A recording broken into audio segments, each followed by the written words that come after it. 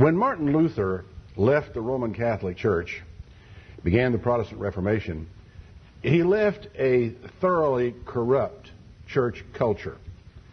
The church was, corrupted in more ways. The question of selling of indulgences was one, but it was just a whole long line of things that had been going on for 300 to 400 years that finally the boil had finally to break, and Martin Luther was the one who made the break with the Roman Catholic Church. What Martin Luther didn't know, really couldn't know, was how much of that old church culture he brought with him and did not make the break with. But in all fairness to him, he could not see that. He was part of it, been brought up in it. He could see a slice of it that he knew had to be corrected, and he took the steps that he had to take and corrected them. But probably the most important thing that Martin Luther brought onto the Christian scene was freedom. The liberty from the controlling organization that the Roman Catholic Church had been, still is as far as that's concerned. But the fact that he made these changes were important. However, freedom is a funny thing. It can lead into confusion and all sorts of chaos and contradictions in and of itself because people, go off in all kinds of different directions. Over the past several years, a lot of us also have left a church culture that we perceived as corrupt. And also, during that period of time, we, without any idea that we had done so, brought a good many of the weaknesses of that culture with us. So a lot of aspects of that culture, a lot of things that were part and parcel of it, we brought a lot of those things with us, and we didn't know it, don't know it perhaps to this day, in many ways, just as Martin Luther could not know the things that he carried with him that were going to also be problems for other people in years and times to come. And that led me to the question that I have to ask today, and that is, what is it that the church needs now? What is it that we need to deal with now? Actually, it's really some pretty basic stuff. We need more and we need less of various things. For example, we probably need more fear and less pride. Now, what I mean by this is the tendency of that having been in an organization for many years that used fear for purposes of control. And, of course, the term fear religion is familiar to people of whatever particular denomination or church you've come from. You've heard of it, and how that oftentimes people use fear of ostracization, fear of consequences and social consequences to keep people under control. And so once you see the corruption of that approach to things, it's very common for a person in the process of reacting away from it to feel that any kind of fear is bad. And yet, you don't have to be much of a student of the Bible to realize that the fear of God is clean, healthy, wholesome, and right. In fact, the first Proverbs 1, chapter 7 says, the fear of the Lord is the beginning of knowledge. That's where it starts. Standing in awe of God. And a lot of times, our pride, our self-satisfaction, our contentment with ourselves and who we are and what we think we are and where we think we're going, sometimes overshadows the fear, the real genuine awe that we ought to have for God Himself. The fear of the Lord is the beginning of knowledge, but fools despise wisdom and instruction. And sometimes we get to the place to where we don't want to be told. We despise instruction. We despise wisdom. We don't appreciate it when it comes our way because we think we know. A little further in the book of Proverbs, in chapter 3, verse 5, there's an old familiar scripture, one that I memorized years ago. It stayed with me a long time. It sits on me, as it were. It says, trust in the Lord with all your heart and lean not to your own understanding. Now, there's no question that when we go out the front door in the morning and we go off to live our lives, we do live our lives according to our understanding. And we have to go on the best light that we have. We study the Bible, we try to grasp it, we try to apply it in our lives, and we go out our way. What's he talking about then? What he's talking about is a matter of trust. It says, trust in the Lord with all your heart and don't put your weight down on your own understanding. Yeah, you have to live according to your best lights. Yes, your understanding is what guides you from day to day. But you should never place total trust in your own understanding. One of a very comfortable phrase to use one that really ought to be more a part of our vocabulary than it is I may be wrong, but. The simple acknowledgement of the fact, this is where I'm at. This is what I believe. This is what I'm going to direct my life on this day. But I have to recognize the fact, I may be wrong. And if I come across a decision that I have to make that is contrary to what is in the Word of God, where I have to make a decision as to whether or not I have to weigh two aspects or two challenges that I have, I find myself on the horns of a dilemma. I have choices to make, both of which seem to be bad. Do I trust myself? Or do I trust God? And this is where the question will oftentimes come down. It then says, in all your ways acknowledge Him, and He will direct your paths. Be not wise in your own eyes. Fear the Lord and depart from evil. And this is something I feel that if we look at the needs of the Church of God today, one of the things we need more of is to not be wise in our own eyes. We need to have less confidence in our opinions than we do. We need to be more careful to study the Bible and to look for God's instruction. We need to give more attention when people are who ought to know are telling us something. We need to not necessarily follow it because someone tells us so, but we really should be more attentive to what people tell us. We should listen. We should weigh. We should not assume automatically that we're right and someone else is wrong. We have got to be able to do these things. Don't be wise in your own eyes. Fear the Lord and depart from evil. Proverbs 11, verse 2. When pride comes, then comes shame. But with the lowly is wisdom. And this is why it is so important not to let your pride, not to let your ego, your vanity, get ahead of you in issues that you face and decisions you have to make in the church as a person and as a church working together.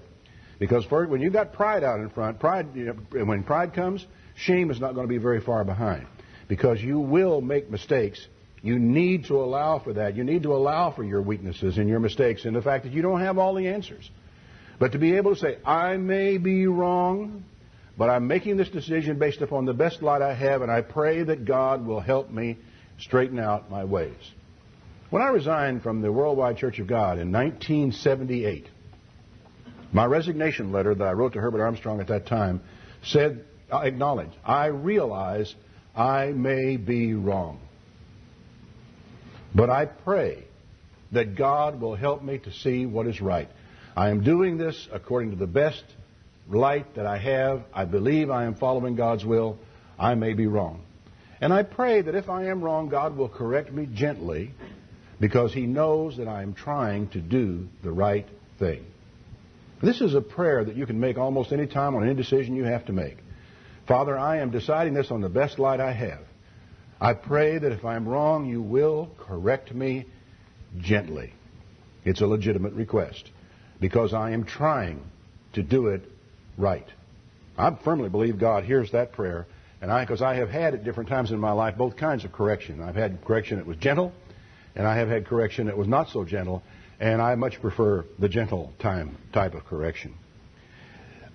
In chapter 16 of Proverbs, there is this little caution. The preparations of the heart of a man, and the answer of the tongue is from the Lord. All the ways of a man are clean in his own eyes, but the Lord weighs the spirits. You know, you have to realize that whenever you sit down, even to make if you're going to be making a presentation to this church sometime in the future, that the preparations in the heart of a man and the answer of the tongue needs to be from the Lord. In other words, that preparation needs to be made with God's inspiration and God's direction and God's leadership as you work your way through the problem you're trying to address in whatever presentation that you're going to be made. And you need to always remember what this says. All the ways of a man are clean in his own eyes, but the Lord weighs the spirits. Every way of a man. This is one of the first lessons I learned out of the book of Proverbs, and I try to remember it all my life. Every way of a man is right in his own eyes. Who is it that goes out here this afternoon, will leave this building, go somewhere, and do something that he personally believes is wrong? There may be some sociopath among us who would do that. But generally speaking, everything we do, every decision we make, every belief we hold is right in our own eyes. And if we are wise, we will understand that some of those things have to be wrong. Got to be. I mean, I hold an incredible variety of beliefs, ideas, concepts on a large variety of subjects, all of which I believe to be correct, or I would not hold them. But reason tells me that out of this whole wide area of beliefs, convictions, and so forth that I hold, something somewhere has to be wrong. And therefore, I have to treat that possibility with a great deal of respect. And that's why I think it's important that we not forget this. And verse 3 says this, "Commit your works unto the Lord, and your thoughts shall be established." The time that you spend sitting back in your chair with your feet up on the footstool and a cup of coffee in your hand, staring into space and thinking about things, God says that if you will commit your works to Him, those thoughts will be established. What does that mean? I can't tell you every nuance of what I think that might mean. But one thing I do believe is that a lot of times that God wishes to allow to us as individuals a great deal of latitude in terms of creativity, of ideas, of things that we may do, of roads we may travel, of possibilities we may explore. And that a lot of times it is our idea that comes to fruition, and God makes it so.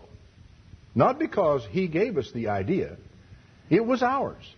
And He said, all right, you want to do this, I'll take you there. It's a sobering thought. But if you remember, there's an example in the Old Testament of where David one night was sitting around having a glass of wine, I presume, with Nathan the prophet. They were good friends. And they were talking about things. And one thing that was bothering David was that he had his house. He had a house that was all finished out. All the finishing things were there. All the furnishings were there. And it was a house, a permanent built house. And the ark of God was overdwelling in a tent. It bothered David. And he told Nathan it bothered him. He said, I just don't understand this. This is not the way this ought to be. And so consequently, Nathan goes back. God gives him a message. And God responds to Nathan to go tell David this. I never minded dwelling in a tent. I don't mind that my ark is in a tent. The idea of building a house for me is something that never entered my mind. But I will allow you, not you, but your son, to build it. And it was out of David's heart the thought of building a temple came. And it was to David's son Solomon that God granted the fulfillment of that thought. And so your ideas, your thoughts, if they are committed to God genuinely from the heart, God can make them work. God can bring them to fruition. Your idea can come to fruition and can amount to something. For all I know, my idea of Christian educational ministries is something that God allowed and blessed and said, yeah, let's do that because Ron wants to do it. And it works. We just keep on growing year after year and keep on expanding in radio. We're on something like 100 stations and some 35 of them daily now. And I never would have imagined 5 years ago that we would have developed this far, and this fast. And I can only conclude that God said, all right, either He decided beforehand what we were going to do and made us do it, or He looked upon our desire, our wishes, our hopes, our dreams, and what we wanted to do to serve Him, and said, it's a good idea. I'll bless that. One way or the other, it's working. He said, the Lord has made all things for Himself, even the wicked for the day of evil. Everyone that is proud in heart is an abomination to the Lord. Though hand join in hand, whatever type of conspiracy you put together or confederacy, though hand join in hand, he will not go unpunished. Period. And I really think the church needs to think about that, because the culture out of which we came was a very prideful culture. To use Job's word, you are the people and wisdom will die with you. That's what you think, that you're the people, you're all God's people, and when you go, wisdom goes, is what Job told his friends. Well, we sort of wander around thinking, well, we're God's people and we're gone, there won't be any people of God, and we really ought to have known a whole lot better than that. Just a quickie in verse 18 of the same chapter, pride goes before destruction and a haughty spirit before a fall. Now, has anybody here seen an example of that in the last, say, 6 or 7 years? I think many of you know that you definitely have. So what does the church need in this time? Well, we need more fear of God and less pride in ourselves. We also need more wisdom and less simple-mindedness. Now, I know simplicity is a good thing, but that's not the way in which the word simplicity is used in the book of Proverbs. I want you to turn back again to the first chapter of Proverbs, because there is this short passage here, and we often, I think, have read the book of Proverbs looking for help, instruction, guidance, correction as persons. How about we look at it for instruction, help, and guidance as a church? Proverbs 1, verse 20, wisdom cries without. She utters her voice in the streets. She cries in the chief place of the concourse. In the opening of the gates in the city, she utters her words, saying, she's all over the place. Wisdom is crying to us from every corner. How long, you simple ones, will you love simplicity? And the scorners love their scorning, and fools hate knowledge. How long are we going to go on this direction, he says, of just scorning the information that comes our way? He said, turn you at my reproof. I'll pour out my spirit to you. I'll make known my words to you. Because I have called and you refused. I stretched out my hand and no man regarded. I tried. Actually, God says, I have tried, or wisdom in this case. I have tried every angle with you, and you wouldn't listen. You have set at naught all my counsel and would have none of my reproof. Now, you know, wisdom speaks to us from a lot of different directions. Wisdom sends us advice, oftentimes from corners where we don't much want to hear advice. And the problem is, wisdom also sends us reproof, a little smack across the bridge of the nose every once in a while. Do we listen? Do we want it? Do we resist it? Are we looking for correction? Because this is basically what we're talking about. He says, if you're going to do this, you won't have any of my reproof. I'll tell you what, I'll laugh at your calamity. I'll mock when your fear comes. When your fear comes as desolation, and your destruction comes as a whirlwind, when distress and anguish come upon you, then they will call for me. Who's speaking? Wisdom. Then you're going to want to know, and I'm not going to answer. They'll seek me early. They'll be up at 5 o'clock in the morning with a cup of coffee looking for some wisdom and some answer, and they will not find me. For they hated knowledge, and they did not choose the fear of the Lord. Didn't decide I'd better stand in awe of God. I'd better fear God on this issue. I'm not sure I understand even why God told us to do this. But I think I better do it because God said we should do it. This is something I think he says we should understand. And so, he said they wouldn't have it. They hated knowledge. They wouldn't choose the fear of the Lord. They would have none of my counsel. Didn't want my advice. They despised my reproof. Therefore, they shall eat the fruit of their own ways and be filled with their own devices. I suppose that's inevitable, isn't it? That if God gives us wisdom, if he gives us reproof, if he sends somebody to tell us, don't do that, do this, you're headed down the wrong path, you're making a mistake. If we continually refuse to hear wisdom that comes to us perhaps from God, then what's left? Our own devices, our own methods, the things that we can do. And then he says, the turning away of the simple shall slay them, and the prosperity of fools shall destroy them. But whoever will listen to me will dwell safely and shall be quiet from fear of evil. I never realized this until this morning, but the Hebrew word translated turning away means silly in the sense of seducible. That is, one who can be seduced. For the seducibility of the simple will kill them. They are so easily seduced by this idea, that doctrine, that way, that prophecy, that whatever it is may come their way, like as the Bible uses the term silly women elsewhere. The term means seducible. People who are willing to go chasing after every new wind of doctrine, chasing everything that may come along. This is what he's talking about. The turning away, that is, the seducibility of the simple will slay them. And this is one of the things that the church needs right now, is they need more wisdom. They need to find wisdom where they can, and they need to find a stability what they stand for, what they don't stand for, so that next week and week after that and so forth, the church is in a position to deal with the silliness that comes your way from time to time, to be able to protect your people from it. Not to protect them from hearing it, but to protect them from being seduced by it. And you do that by knowledge, by wisdom, by instruction in righteousness, by instruction in the Word of God, by laying good foundations. Paul warned the Ephesian elders that there would be wolves entering the flock, that there would be people of their own selves would draw away disciples after themselves. And the only remedy he gave to them was preach the Word. Lay down sound doctrine. Teach them the things that are right. Teach, teach, teach. Do these things in order to keep the seducible from being seduced. Proverbs 11. He that is void of wisdom despises his neighbor. It's a stupid thing to look down your nose at your neighbor. Stupid. Hurtful. But a man of understanding will keep his mouth shut. And so consequently, I can only conclude that the despising of one's neighbor has to do with the way we talk about our neighbor, perhaps in their religion, perhaps in their beliefs.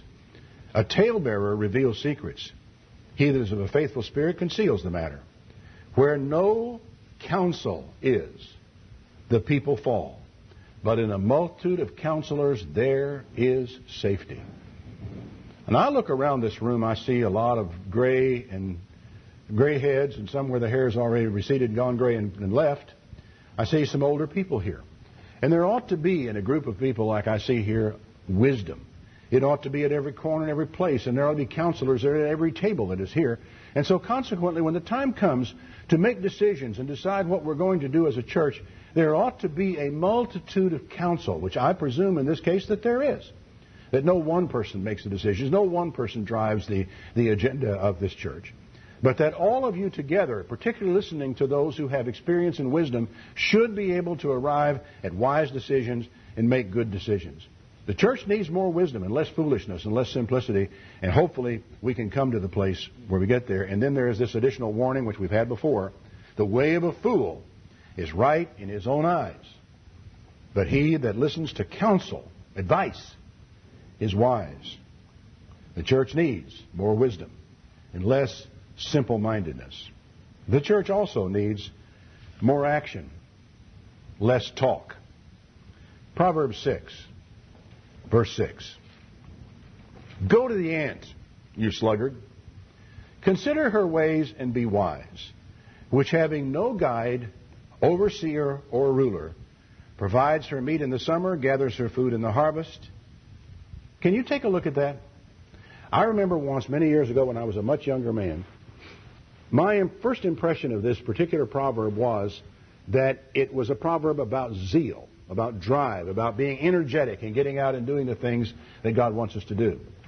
When I became a little older, I began to realize that that is not what this proverb is about at all.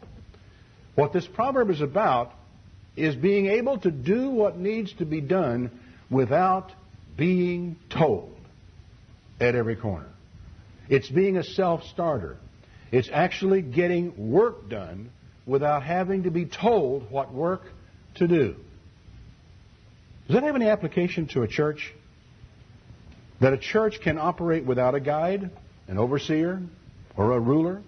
Now, in fact, in the New Testament, the churches did develop the guides. They did develop overseers. They did have rulers as time went on. Rulers not in a empirical sense, but rulers in an administrative sense, directors. They did have those as time went on. But one of the things that we've got to do is, in a local church, we've got to find a way to function even to get to the place to where we have leaders. Think about it. Even to get to the place to where we have leaders, we have got to operate without leaders. So that somehow or other, we together, as a group of people, have got to find a way to work even without a guide, an overseer, or a ruler. And that the independent churches that exist around the countryside have got to learn to work without a guide, an overseer, or a ruler someplace else. Do you follow me?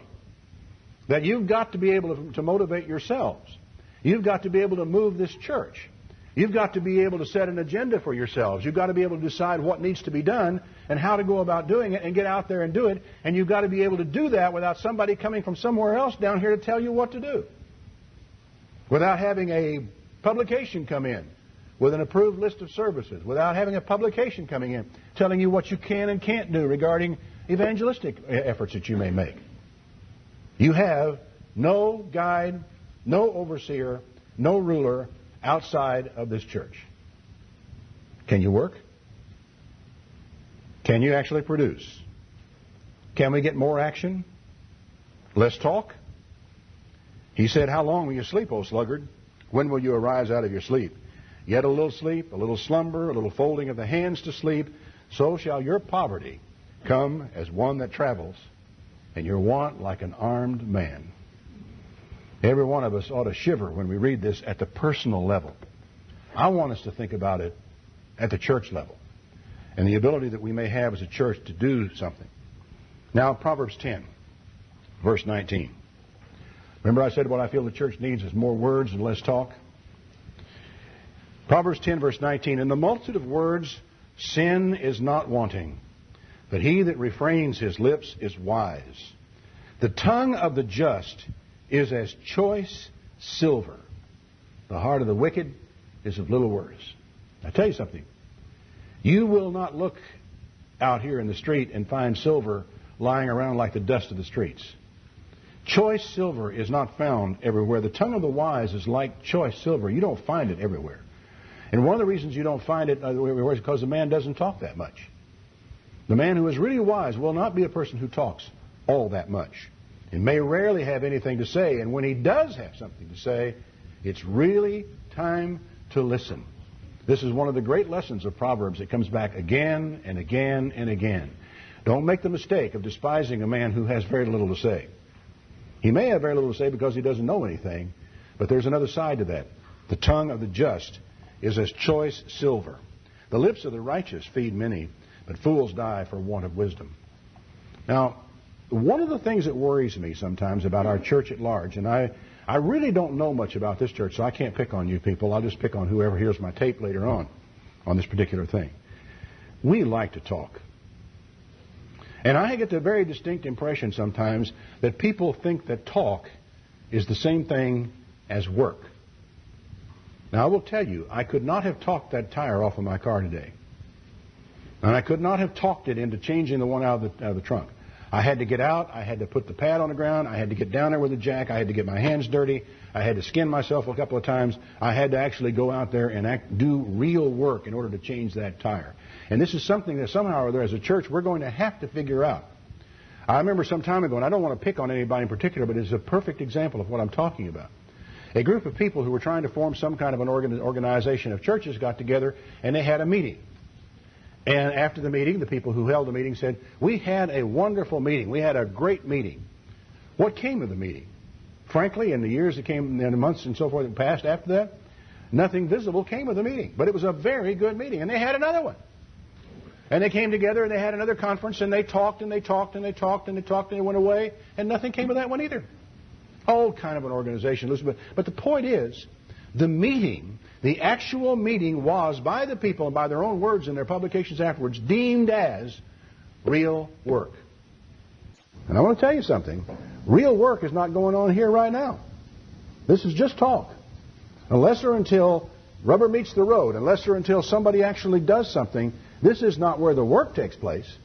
The work takes place among you people after it's over and after you go out the door and go back out into the world. Conferences are good. Discussions among Christians are good. Meetings are good if they have objectives, if they have goals, if they create work to be done, if they set objectives that we go out and we try to accomplish, if they have things that we are going to do as a church that will make a difference in our community, will make a difference in the lives of our members, will make a difference in the lives of our friends and the families of our members. If we can begin to do that kind of thing, we will begin to have action and not just words. And the Church of God needs nothing today more than more action and less talk. It's a way that we tended to go. Proverbs 17, verse 27. He that has knowledge spares his words. A man of understanding is of an excellent spirit. Even a fool, when he holds his peace, is accounted wise, and he that shuts his lips is esteemed a man of understanding. And boy, did that lesson ever come to me the hard way as a young man. But it did come at one place to where I began to learn to sit quietly and shut up and listen.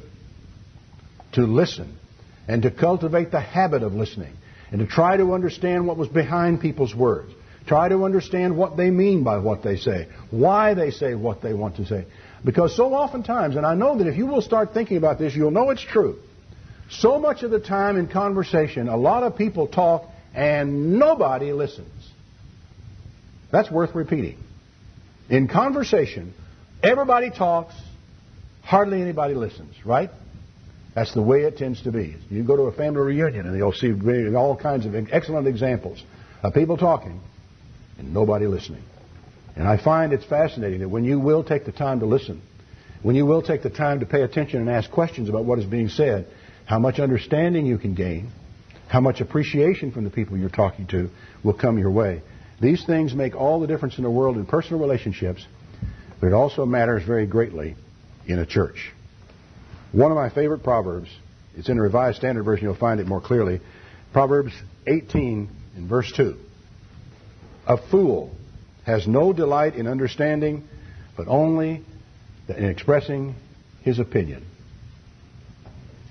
A fool has no delight in understanding, but only in expressing his opinion. And there is no better example of that in the world today than internet forums.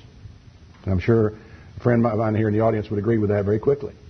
That a fool has it's not a fool. Now, wise men, it's a different matter. But this time about a fool has no delight in understanding, but only his heart may discover itself. So that we can just tell, I want you to know what's on my heart, and candidly, brother, I couldn't care less what's on yours. That's what it really boils down to in all too many cases. And this is where what the church needs desperately. It needs listening skills.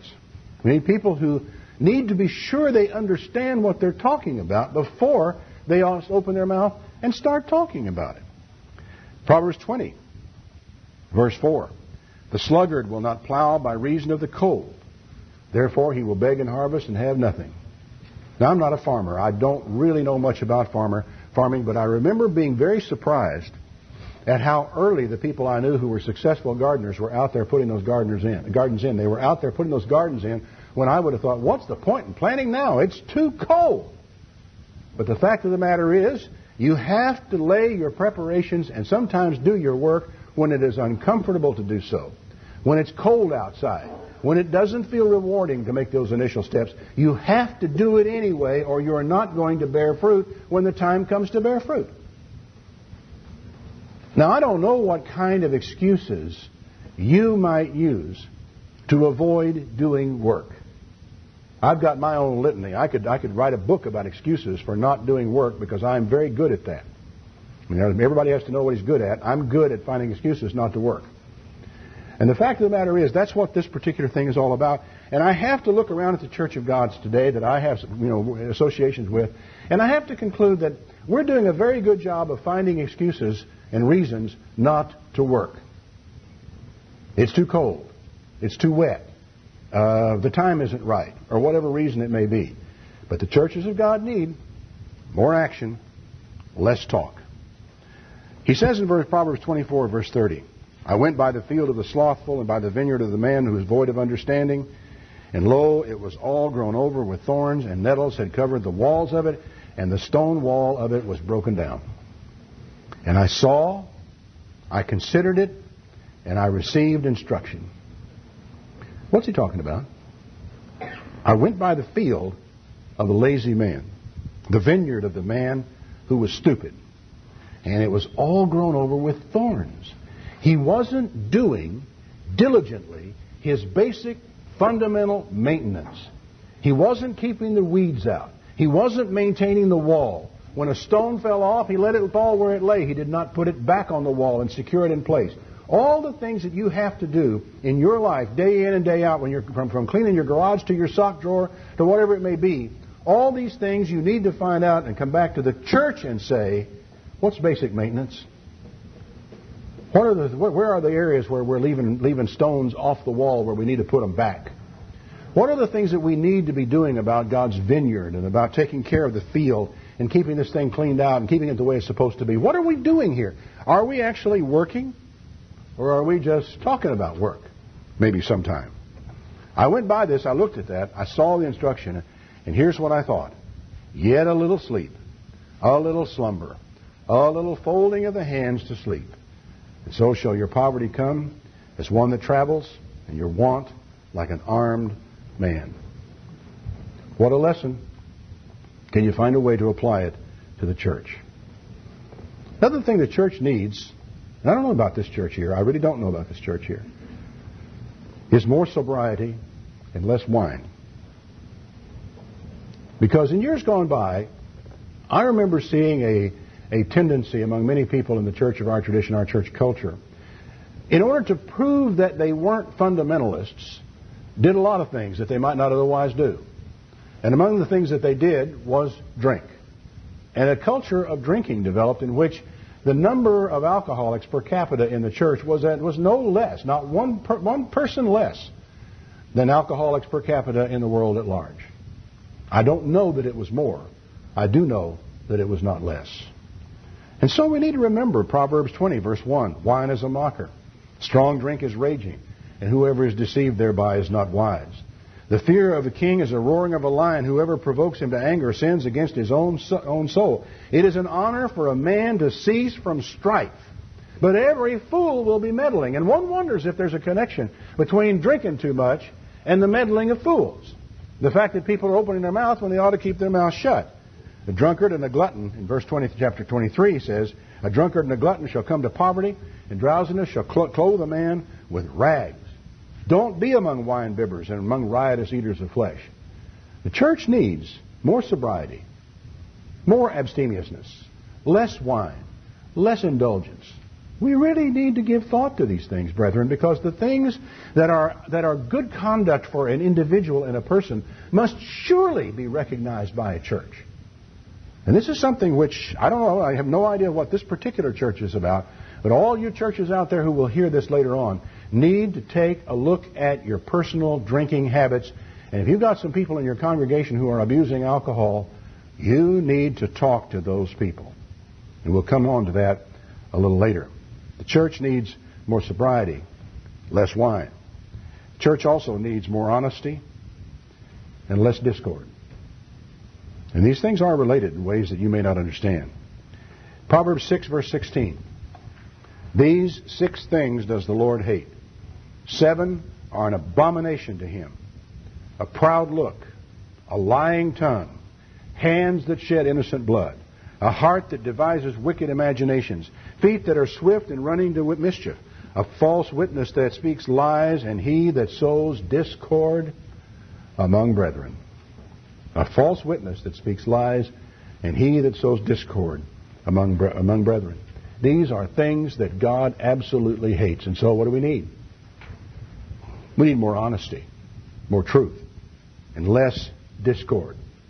Proverbs 18, verse 4. The words of a man's mouth are like deep waters, and a wellspring of wisdom like a flowing brook. It is not good to accept the person of the wicked and to overthrow the righteous in judgment. You need to be very careful about this as a church. That as a church you don't accept the person of the wicked because he is well-to-do, charismatic, garrulous, glib, talks a good fight, can sell refrigerators to Eskimos. These are not the things that God says you should necessarily honor a man for if he is otherwise a scoundrel. And it's tempting sometimes to overlook scoundrels because they are charismatic. In fact, it says it's not good to accept the person of the wicked, and it's not good to overthrow the righteous in judgment just because he's poor. A fool's lips enter into contention, and his mouth calls for strokes. A fool's mouth is his destruction, and his lips are the snare of his soul. And the words of a talebearer are as wounds. They go down to the deepest part of the belly. Think about that one. And later in Proverbs 20, don't bother turning to it. He that goes about as a talebearer reveals secrets. Don't meddle with him that flatters with his lips. talebearers. I would say, there's another one later that will tell us that where there is no talebearer, the strife ceases. So what does that tell you when strife goes on and on and on and on? That sooner or later, telling of tales, true, false, doesn't matter. Just the continual telling of tales is talk, not real work, and is not godly. Proverbs 26. As a dog returns to his vomit, so does a fool return to his folly. Do you see a man wise in his own conceit? There is more hope of a fool than of him. The slothful man says, there's a lion in the way. A lion is in the streets. I can't go out and do my work today because it's dangerous out there. As the door turns upon his hinges, so does the slothful upon his bed. He hides his hand in his bosom. He's so tired he can't even bring his hand to his mouth to feed himself. He is wiser in his own conceit than 7 men that can render a reason. He that passes by and meddles with a strife not belonging to him is one who takes a passing dog by the ears. Now, if you've opened your Bible, you might even want to consider underlining that verse and memorizing it. He that passes by and meddles with a strife that doesn't belong to him is like a man that takes a dog by the ears. There is a passage in the Bible. Jesus said in the Sermon on the Mount, blessed are the peacemakers, for they shall be called the children of God. This passage is often used as an excuse for meddling in other people's business. The fact of the matter is that when Jesus is talking about a peacemaker, let's say that you and I have got a conflict between the two of us. If I, as a peacemaker, get off my chair, I come to you, and I try to talk to you and to settle this grievance between you, I am a peacemaker. I can make peace with you. You can make peace with me. Those two parties can be peacemakers. Third parties cannot. Understand that? As a third party, you have no power to make peace between me and so-and-so. The only people that can make that peace are the people who are in conflict. And if you meddle in a strife that's none of your business, you're like somebody that grabs a strange dog by the ears. You are liable to get bit in the process. In fact, I'll bet you there are a lot of you here who can tell stories about getting bit. I can. And it's one of the reasons why I try not to meddle in other people's strifes anymore. Where there is no wood, the fire goes out. Where there is no talebearer, the strife ceases. So shut up about the problems and the strifes and all those things. Find something more constructive to talk about. Leave it alone. And don't meddle in other people's problems. If you got a problem with somebody, go talk to him. Don't bring somebody else into it, not at the beginning.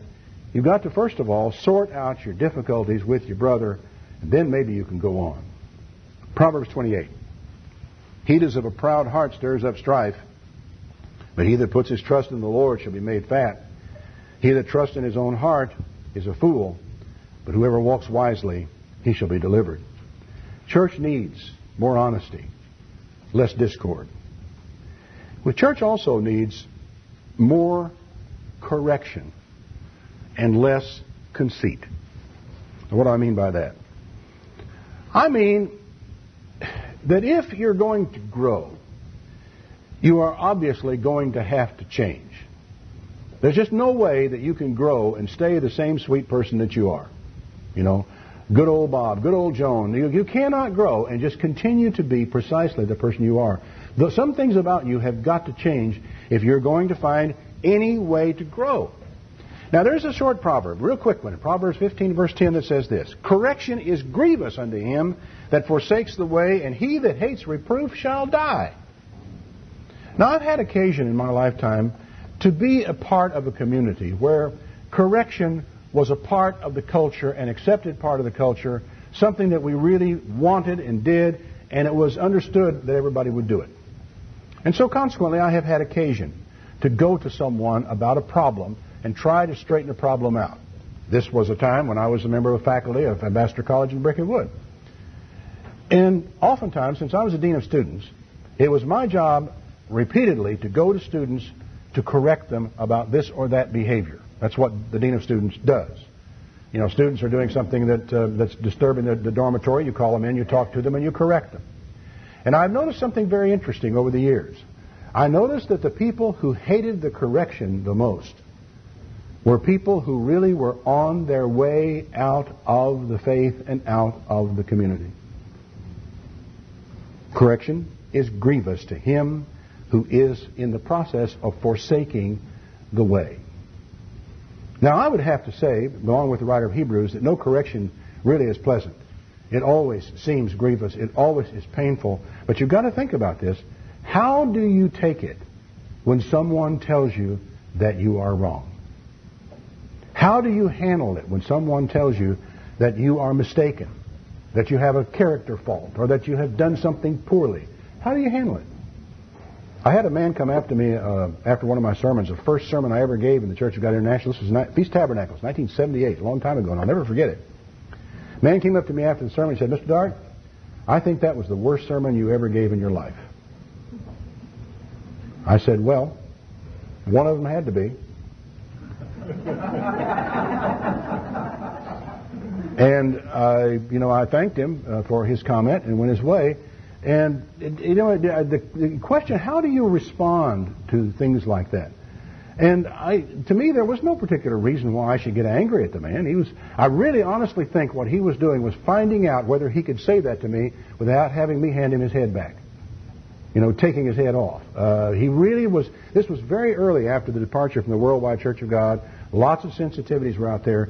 A lot of people were trying to prove different things. And I really think he wanted to know what kind of a person I was. So he just came up there and just, stuck the knife in and turned it a little bit. Worst sermon you ever gave in your life. And it was really, I don't know why I answered him particularly the way that I did. It's just that, like I said, one of them has to be, and what else can I tell you? Sometimes I'm glad I got that one out of my system. I won't have to do that again. Maybe someday I'll give one worse than that. You never know. Correction, though, you cannot come to the place to where you become angry when someone corrects you. I used to tell the kids this in speech class in college because, when you're in speech class, and the guy would give his speech, and then I would call upon different members of the class to evaluate his speech. And it was really fun for me as a teacher to sit back and listen to all that because there was a lot of payback that went on in those college evaluations. If somebody had sort of stuck the knife in his friend one day and the next day he gives a speech and his friend sticks the knife back in and turns it. And I remember one day telling the class, I say, there's something you need to understand about evaluations of speeches. That sometimes an evaluation you will get of a speech you give is dead wrong, but it is never useless. Because even though the evaluation that Bill back here gives you is wrong, he has told you something important about how your speech or you personally affected him. And you need to take that in, weigh it, and consider what, if anything, you ought to do about it.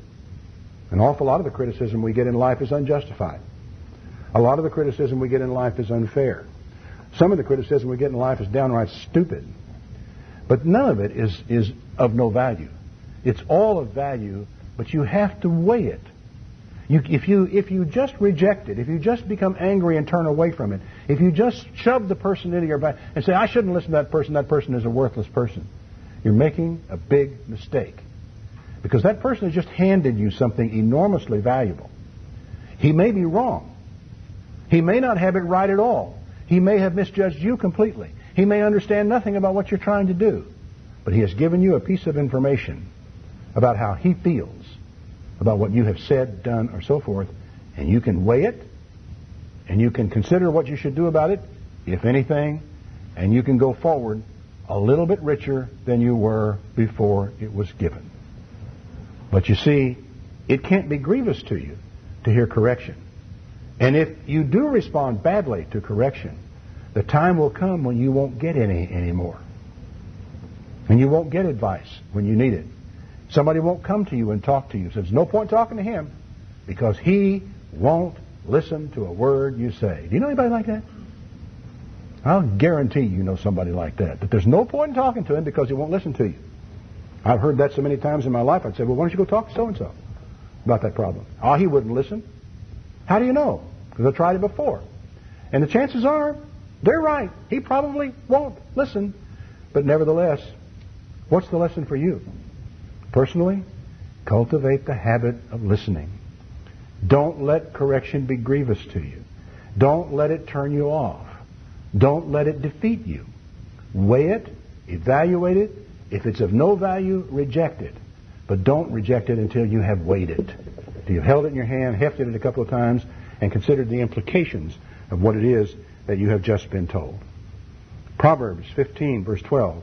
A scorner loves not one that reproves him, and he won't go to the wise. But you don't want to be a scorner, do you? That's the kind of person the Bible speaks very badly of. You don't want to be a scorner. A scorner doesn't love people who reprove him. I know scorners. I have lost the love of some people who I have reproved at one time or another in the past. And the fact of the matter is, whenever somebody reproves you, you've got to weigh it. You've got to consider it. You've got to think about it. Sometimes you may have to think about it for a long time. Proverbs 27:17. Iron sharpens iron, so a man sharpens the countenance of his friend. You don't sharpen iron without creating what? Sparks. Sparks. And you've got to be ready for it. You just got to be ready for it. But here's the question is, are you a friend or not? And one thing you've got to do before you try to sharpen somebody else, you have to establish the fact that you are his friend. I'll tell you, some of the things I have taken from my friends, and handed out, I must say, to my friends, have generated sparks from time to time, but at no time have we ever ceased to be friends. What a tremendous value it is to have people who will tell you the truth about yourself, who love you, in spite of the truth about yourself. I can't tell you how valuable that is. How would that apply to a church where more correction is needed and less conceit, less being impressed with ourselves, less exalting of ourselves and our own opinions and the things that we do? Proverbs 27, verse 3. A stone is heavy, sand is weighty, a fool's wrath is heavier than both of them. Wrath is cruel, anger is outrageous, but who is able to stand before envy? Open rebuke is better than secret love. Faithful are the wounds of a friend, but the kisses of an enemy are deceitful. Well, what we need as a church is more correction, less conceit. Because without correction, without somebody who can see things that we can't see, we can never turn it around. We can never be what we need to be. As I said earlier, Martin Luther carried with him out of the Roman Catholic Church a great deal of the culture of that church that he did not know he had. Unless or until someone who could see could come to him and tell him, he might never know. And so it is with you, as a church, as a group.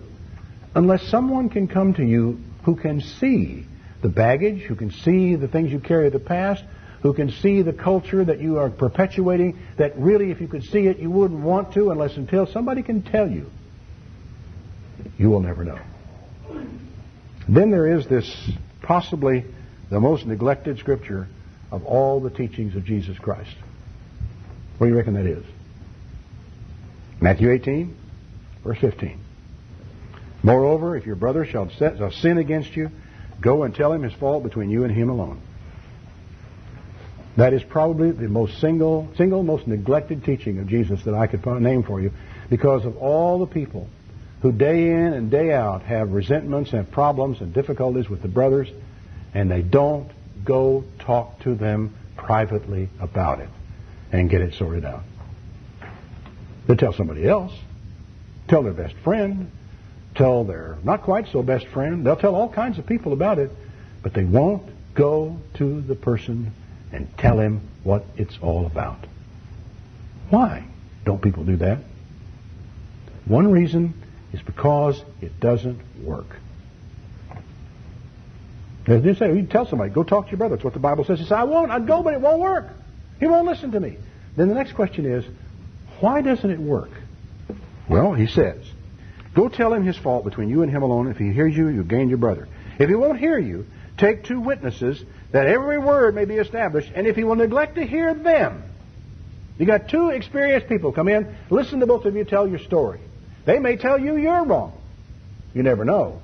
But if he says, no, you're right, he's wrong, and he won't hear them, You tell it to the church. What's the church? I'm looking at it. A church, an assembly, is a group of people who get together, right? And you can't tell it to them unless they do get together as a church. The reason why people don't do it is because it doesn't work. And the reason why it doesn't work is because the church does not create a culture in which it will work. How do you do that? Well, I think you're going to have to figure that out. I think in many cases it will depend on the church. In many cases it will depend on your own peculiarities, proclivities, things you do, the way you go about doing things. But I'll tell you this much.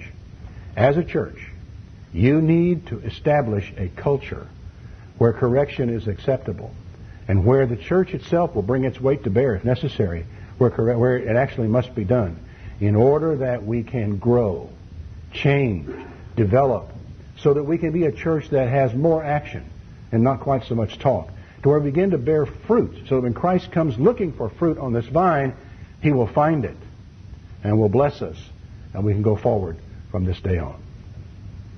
May God bless this church.